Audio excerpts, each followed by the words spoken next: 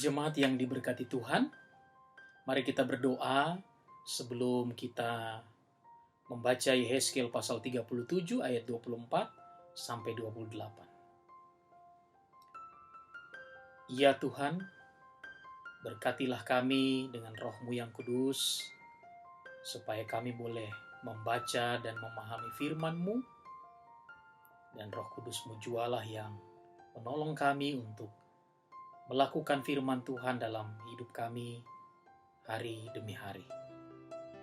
Amin. Yehezkiel 37 ayat 24 sampai 28. Maka hambaku Daud akan menjadi rajanya, dan mereka semuanya akan mempunyai satu gembala. Mereka akan hidup menurut peraturan-peraturanku dan melakukan ketetapan-ketetapanku dengan setia. Mereka akan tinggal di tanah yang kuberikan kepada hambaku Yakub, di mana nenek moyang mereka tinggal. Ya, mereka, anak-anak mereka maupun cucu cicit mereka akan tinggal di sana untuk selama-lamanya. Dan hambaku Daud menjadi raja mereka untuk selama-lamanya. Aku akan mengadakan perjanjian damai dengan mereka, dan itu akan menjadi perjanjian yang kekal dengan mereka. Aku akan memberkati mereka dan membuat mereka banyak, dan memberikan tempat kudusku di tengah-tengah mereka untuk selama-lamanya. Tempat kediamanku pun akan ada pada mereka, dan aku akan menjadi Allah mereka, dan mereka akan menjadi umatku. Maka bangsa-bangsa akan mengetahui bahwa aku, Tuhan, menguduskan Israel pada waktu tempat kudusku berada di tengah-tengah mereka untuk selama-lamanya. Ibu bapak saudara yang diberkati Tuhan, seorang dokter berkata kepada pendeta dalam sebuah percakapan ringan. Dokter ini katakan begini, kalau secara medis, pendeta, kematian itu bagi manusia ada 3. Yang pertama, mati secara klinis saat jantung berhenti berdetak, nafas berhenti berhembus. Yang kedua, mati fungsi otak.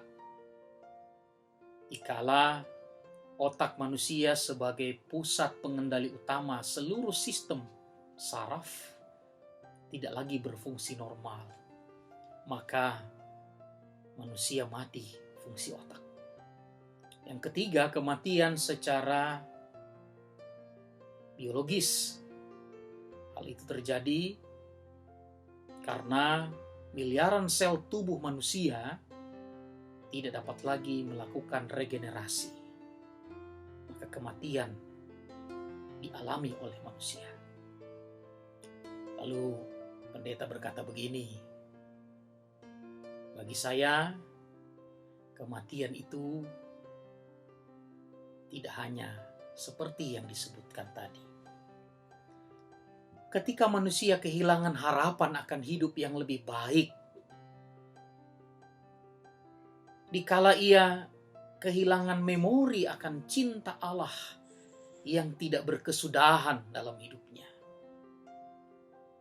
saat kecemasan melanda, lalu ia tidak lagi merasakan kekuatan roh Tuhan yang menguatkannya dalam kelemahan, memberikan pengharapan dalam kecemasan. Maka saat itu pula, meski semua fungsi-fungsi tubuhnya normal hidup, sebenarnya manusia itu sudah mati. Mati secara spiritual. Saudara, itulah yang dialami oleh bangsa Israel saat di pembuangan di Babel. Mereka tidak lagi memiliki harapan bahwa akan ada hidup yang lebih baik. Mereka cemas dan gelisah, kehilangan daya untuk bertahan dan berbuat di tengah pergumulan hidup. Maka pada suatu ketika Menurut latar belakang teks yang kita baca, Nabi Yeskiel mengalami sebuah pengalaman ekstatis. Kalau dalam budaya Jawa ada istilah rogo sukmo. Roh Allah membawa Yeskiel keluar dari kesadaran dirinya, keluar dari kondisinya saat itu, untuk ada di sebuah lembah. Lembah yang kelam, lembah yang dipenuhi tulang belulang, kering. Dan rupanya gambaran itu adalah gambaran kematian bangsa Israel. Kematian spiritual yang mereka alami. Yeskel 37 ayat 11 katakan, sungguh mereka sendiri mengatakan, tulang-tulang kami sudah menjadi kering dan pengharapan kami sudah lenyap. Kami sudah hilang. Tetapi syukurlah, bukan syukurin. Kalau syukurin itu khotbah hari Minggu kemarin kan? Syukurlah Tuhan Allah membangkitkan mereka. Kubur-kubur mereka dibuka oleh Tuhan. Tuhan membuka kubur-kubur mereka, ayat 12 pasal 37. Mereka dibangkitkan. Dan Tuhan memulihkan mereka. Ayat 14 katakan di pasal 37. Tuhan memberikan rohnya ke dalam diri mereka. Mereka dipulihkan untuk kembali hidup. Hidup sebagaimana yang Tuhan inginkan. Sebab itu, pembacaan kita pada malam hari ini mengatakan kepada kita atau memberi pesan 3 hal penting bagi kita. 3 hal. Yang pertama, Tuhan yang membangkitkan dan memulihkan umatnya adalah Tuhan yang mempersatukan. Yeskiel diminta Tuhan untuk melakukan sebuah tindakan simbolis. Papan yang di atasnya tertulis Yehuda dan orang-orang Israel yang bersekutu dengan mereka. Dan juga papan yang lain bertuliskan Yusuf untuk Yusuf dan papan Efraim serta seluruh kaum Israel yang bersekutu dengan dia. Tindakan simbolis ini menunjukkan bahwa Tuhan Allah yang mempersatukan ingin mereka kembali bersatu, menjadi satu di dalam Tuhan. Dan Tuhan sendiri yang akan memimpin mereka. Ayat 24 yang kita baca tadi mengatakan Daud akan menjadi rajanya dan mereka semuanya akan mempunyai satu gembala. Nubuat ini tergenapi melalui pribadi dan karya Yesus. Yesus Mesias, Yesus Sang Raja Damai itu. Yohanes 10 ayat 14 katakan bahwa akulah gembala yang baik dan aku mengenal domba-dombaku dan domba-dombaku mengenal aku. Yesuslah gembala yang sejati itu. Dia yang mempersatukan domba-dombanya. Dan saya, saudara adalah domba-dombanya yang dipersatukan olehnya. Dari timur, dari barat, dari utara dan selatan, duduk makan dalam kerajaan Allah. Lukas 13 ayat 29, moto GPIB. Kalaupun saat ini ada keluarga-keluarga saudara kita, karena pandemi COVID-19 melanda, sejumlah daerah mengalami pembatasan sosial berskala besar, PSBB. Sehingga anggota-anggota keluarga terpisah sementara. Bapak di timur, ibu di barat, orang tua di utara, anak-anak di selatan. Tapi jangan berkecil hati. Kita punya Tuhan Allah yang memulihkan, membangkitkan, tapi juga mempersatukan kita. Jarak sosial kita, jarak fisik kita memang menjauh. Tapi jarak hati kita haruslah terus merasakan kasih Tuhan yang mempersatukan. Karena itu ibu bapak saudara yang diberkati Tuhan, relasi cinta, komunikasi kasih antara suami, istri, anak, orang tua, antara kita sebagai satu jemaat haruslah tetap terjalin. Walau kita menjaga social distancing kita, physical distancing kita, tapi hati kita harus terpaut, doa kita harus terus didaraskan, firman Tuhan yang mempersatukan akan meneguhkan kita. Lalu kemudian dalam kondisi seperti inilah kita membuktikan apakah relasi kita selama ini benar-benar relasi yang mengasihi atau sekedar basa-basi. Apakah kita sudah benar-benar mendemonstrasikan, menunjukkan jati diri sebagai umat Allah yang memiliki Tuhan yang mempersatukan? Apakah kita sudah sungguh-sungguh menjadi sahabat setiap waktu dan menjadi saudara dalam kesukaran? Khususnya bagi saudara-saudara kita yang kehilangan pekerjaan dan penghasilan dan tidak memiliki penunjang atau pendukung penghasilan. Kita jawab itu dengan perbuatan kita.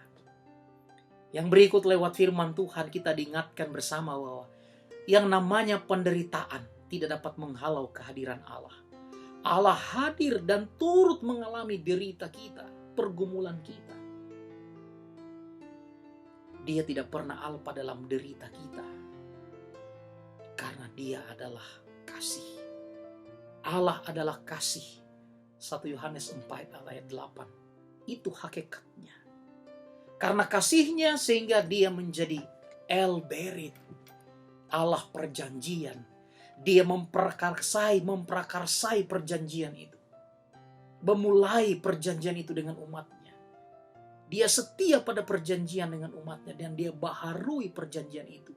Dikatakan tadi di dalam pembacaan kita ayat 26 bahwa Allah mengadakan perjanjian damai dan perjanjian yang kekal.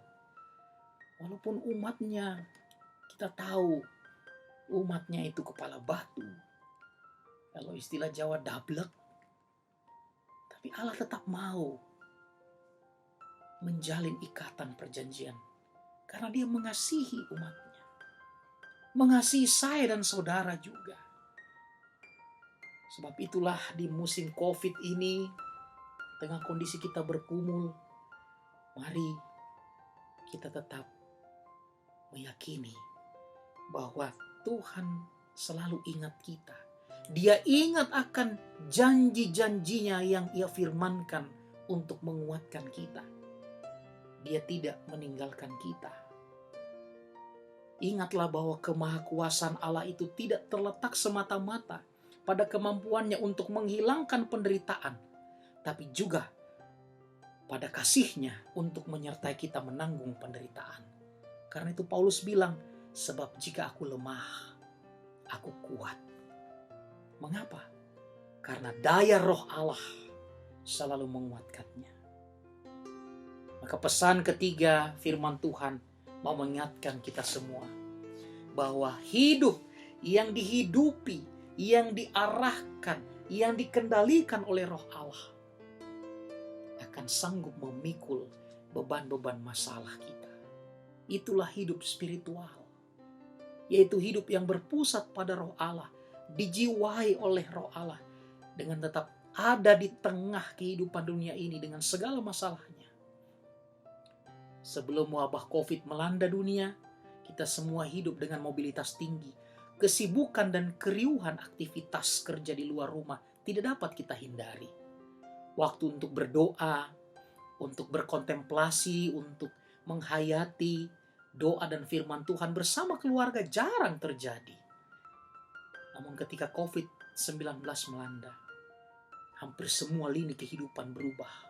Termasuk soal jam-jam doa dan permenungan firman Tuhan. Kita tidak lagi bertemu di gereja yang kita hormati sebagai tempat kudus Allah, tempat kediaman Allah. Tapi kita beribadah di rumah masing-masing, berdoa kepadanya, memuji dan menyebut nama Tuhan kita. Di rumah-rumah kita pun Allah hadir dan berkediaman. Rumah-rumah kita pun menjadi tempat yang dikuduskan Allah. Saudara, marilah kita menikmati saat-saat ini sebagai momentum melatih dan mengembangkan hidup spiritual kita. Supaya Roh Allah akan memberikan pengaruhnya yang kuat pada kita. Roh Allah akan mengarahkan, mengendalikan perasaan, pikiran, dan perilaku hidup kita. Roh Allah akan menerangkan kepada kita bahwa yang namanya hidup bukan perkara menghirup udara saja, tapi juga menghirup daya, kuasa, kekuatan Roh Allah. Roh Allah melatih saya dan saudara untuk tidak hanya memiliki stamina iman yang kuat ketika melewati jalan-jalan biasa dan nyaman, tapi saat ini jalan-jalan luar biasa. Kita dibawa melewati lembah kekelaman di tengah pergumulan akhir-akhir ini. Supaya apa? Supaya kita tahu bahwa sekalipun berhadapan dengan kesakitan dan kemalangan, Roh-Nya menjadi sumber pemulihan dan kehidupan. Amin.